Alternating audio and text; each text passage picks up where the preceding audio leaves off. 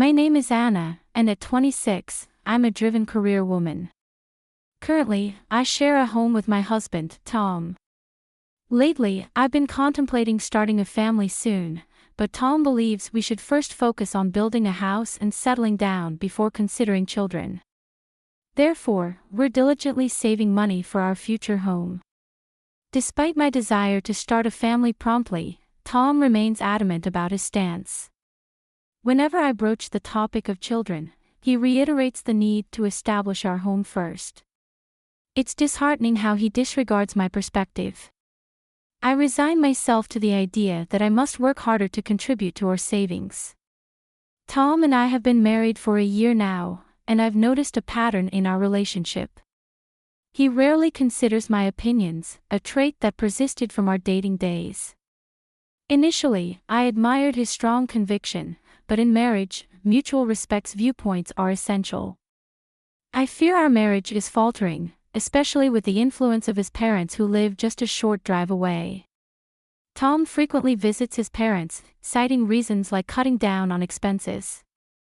However, I've discovered he indulges in drinks with his coworkers, conveniently omitting these expenses from his frugal calculations.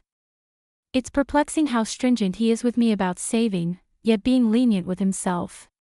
His frugality extends to trivial matters like conserving hot water and turning off lights prematurely. He imposes solely on me.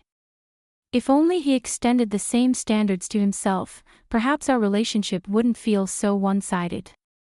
I would be seething with anger, however, he seems to believe it's acceptable to impose his ideas on others. Every week when we visit his parents' house, a new problem surfaces. Hasn't it been a year since you got married? We want some good news soon. We'll be able to see our grandchild, exclaims both my in-laws, putting immense pressure on me. Glancing at Tom sitting beside me, I can tell he's glaring disapprovingly. It's evident he wants to say, "Don't say unnecessary things." While I share the desire for a child, Tom insists on building our own home first. It's entirely inappropriate for my in-laws to pressure me to have a child in this situation. Rather than advising Tom, who doesn't listen to my words at all regarding having children, my in-laws persist in pressuring me. Despite wanting to speak up, I'm silenced by their constant pressure for a grandchild. After the meal, Tom announces, "I'm going out for a smoke. You know, Anna, it seems like you're working, but if you want to be a housewife, you should quit your job and work hard to be a good wife. Maybe that's why Tom isn't paying attention to you." It feels as though I'm being told I can't have children because I'm working, despite my strong desire for children. Tom is the one not thinking about having children anytime soon. "Just quit your job already," urges my in-law. I retort, "It was Tom who asked me to work. Why don't you talk to Tom first before constantly lecturing me?" Expressing my anger, I continue, "When it comes to having children, I want them too, but it's Tom who stubbornly refuses to listen to me until we have our own home. Instead of nagging at me, why don't you make sure you tell your son the truth?" My words leave my in-laws in a state of shock. I excuse myself with a simple apology and leave the table, making my way towards the entrance. The anger within me extended to Tom, who leisurely smoked by the entrance without saying a word. I climbed into the car, and Annie followed suit, casually remarking, "Hey, are you leaving already?" Knowing he would never disclose the truth to his parents, I grew weary of the various things my in-laws constantly told me.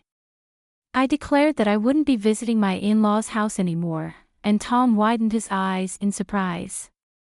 "Why not? We can save on food expenses, right? You also want a home soon and children, don't you?" he questioned. Fed up with the continuous impositions from both him and my in-laws, I snapped back, "If it's about saving, I've told you many times that we would save more if you stopped going to drinking parties or smoking. Instead of driving to your parents' house just to save the cost of one meal, why don't you save in that way?" Everyone needs a break, expressing my frustration. I continued, "You keep imposing things on me like not using hot water and turning off the lights by 10 p.m. Do you think we can save money without sacrificing anything? If I have to go through all this trouble alone, then I don't need a home. I'm fed up with this. You never sacrifice anything yourself, but you're okay with imposing it on others. He seemed to downplay the situation, saying, "It's not a big deal," but I countered, "No, it is a big deal. How much patience do you think I've had all this time?" Moreover, I was infuriated by his pretense in front of his parents, making it appear as if I were the reason we couldn't have grandchildren. I'm tired of being the only one asked to have grandchildren. It's not me who doesn't want children, it's Tom. I've been saying it for a long time. I want children soon, so please stop being so angry. Seeing Tom struggle to deal with my unusual anger brought a slight sense of satisfaction, but it didn't resolve everything. Unsure of what to do next, I gazed out of the car window, ignoring Tom. A turning point for us came a month later when one of my relatives, my father's brother, passed away, leaving behind several pieces of land, a luxurious mansion, and a lavish lifestyle. My uncle's passing became a revelation for Tom. "I didn't know you had such a remarkable relative," he remarked a few days later upon receiving news about my uncle's inheritance. I decided to discuss the details with the lawyer in our apartment, recognizing that it was a matter exclusively related to me and had no bearing on Tom. I politely asked him to leave the room, especially since he seemed uneasy about the concept of inheritance. I wanted to spare him any potential trouble that could arise if he got involved. After about 3 hours of listening to the lawyer explain the intricacies of the inheritance, I thanked him and asked him to leave. However, to my surprise, Tom, who had been at home earlier, was nowhere to be found. Assuming he had probably stepped out to avoid interrupting my conversation with the lawyer, I started preparing dinner.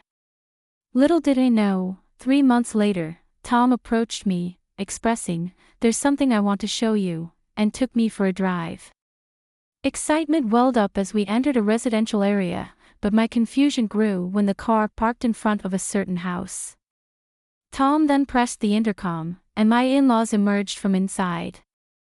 However, it was evident that this house was not their home. "You finally made it. When are you and Anna moving over here?" "We're thinking of moving in by the end of this month," announced my father-in-law. He continued blaming me for being a selfish daughter-in-law and accused me of always shifting the responsibility for having children onto Tom. I shot a disapproving glare at Tom, bewildered as to why he brought me here when I had clearly stated I wouldn't visit my in-laws anymore. Searching for an explanation, I questioned him, and he simply shrugged, stating, "Don't get so angry. If we live together, we can bridge the gap between you and my mom. Besides, this will be our new home from now on, so you should cooperate on the children's issue as well." His revelation left me in disbelief. I hadn't agreed to live with them, especially after explicitly stating that I wouldn't go to my in-laws' house anymore. The situation was further complicated by the nature of the house, as Tom disclosed it's a two-family house. My plan was always for us to live with my parents eventually, so what's the problem with living in a two-family house now? He asked. The question lingered in the air as I mulled over the situation. Living in a two-family house seemed to be a significant issue, especially when considering our savings. According to our financial situation, building such a splendid new house was seemingly impossible. I couldn't fathom how Tom managed it. "My dad and I chipped in the money, so our savings are empty, but it's fine, right?" Tom casually mentioned. His nonchalant attitude perplexed me. He continued, "I heard your uncle's inheritance was worth $690,000, so if he used that money to repay us for the cost of the two-family house, it should be fine, huh?" I was taken aback. The idea that he believed my inheritance should be used to fund the house without my consent baffled me. Even if I were to inherit the money, how I used it should be my decision, not his. Frustrated by my rejection of their proposal, Tom reached into his bag and pulled out a pre-filled divorce form with his name on it. "Your money is our money. "If you don't like living together, then let's get a divorce," he declared. I took the divorce form from his hand, saying, "Fine. If living together is the alternative, then divorce is the better choice." Firmly placing the divorce form into my bag, I turned my back on him and my in-laws, who looked stunned. Ignoring their reactions, I continued, "By the way, I renounced my uncle's inheritance." Tom froze with a bewildered expression. Without waiting for a response, I took a bus and headed home to our apartment. Upon arrival, I promptly filled in my name on the divorce form, which already had Tom's name on it. I then submitted the divorce papers and immediately purchased cardboard boxes at a home improvement store to start preparing for the move. Recognizing that I couldn't handle the move alone, I hired a moving company, and fortunately, it turned out that not many moves were happening during this season, allowing for a quick relocation. As I packed for the move, a commotion outside the front door indicated Tom's return. I had the chain lock on, and I addressed him, "Sorry, I had the chain lock on. I don't know what you might do when you're so angry. Besides, I need to finish packing for the move. Could you stay at your parents' house for a few days?" "I won't accept a divorce," Tom declared, widening my eyes in surprise. I reminded him, "But you handed me the divorce form, didn't you? If you sign the divorce papers, that means you agree to the divorce, you know." Astonished, I questioned whether he truly understood the implications of what he had done. He frowned, appearing frustrated, but quickly changed the subject. "Why would you give up on a $690,000 inheritance? Normally, you'd inherit it," he questioned. It seemed he had overheard some details about the inheritance but hadn't grasped the full story. Likely after learning about the $690,000 inheritance, he had rushed to my in-laws, and they impulsively purchased the two-family house without considering the consequences. I explained that the inheritance discussion came to me because there wasn't anyone else to inherit it. My uncle had 3 sons, 2 daughters, a wife, and grandchildren. However, all of them renounced the inheritance, so it ended up coming to me. My uncle did have $690,000, but he had to demolish his mansion, spend a lot on maintaining his land, and have plenty of debt. I realized that renouncing the inheritance was a better choice than inheriting it. Tom was in disbelief, exclaiming, "No way. So even if you had inherited $690,000, you're saying there wouldn't have been much money left? That's a fraud." I explained that the lawyer and I had a proper discussion about it, but someone had stormed off and left before hearing the whole story. My words left him speechless, and perhaps he finally realized he was in the wrong. However, I asserted, "It's too late now. You betrayed my trust. We've already filed for divorce, and you and I are no longer a couple. Why are you simply saying you don't want a divorce now? If you truly didn't want a divorce, you should have followed me right away when I left, shouldn't you?" I reminded him of the consequences of his actions, emphasizing that his mother's opinion about the divorce didn't change the fact that he and his father had invested in the two-family house. His mother's lack of experience with work didn't allow her to fully appreciate the value of money. I sighed, realizing it wasn't my role to listen to his complaints about his parents. If we were still a married couple, I might have entertained the conversation. However, now, I reminded him, "You haven't submitted the divorce papers yet, have you?" He pleaded, "If you do it now, we can still be a couple.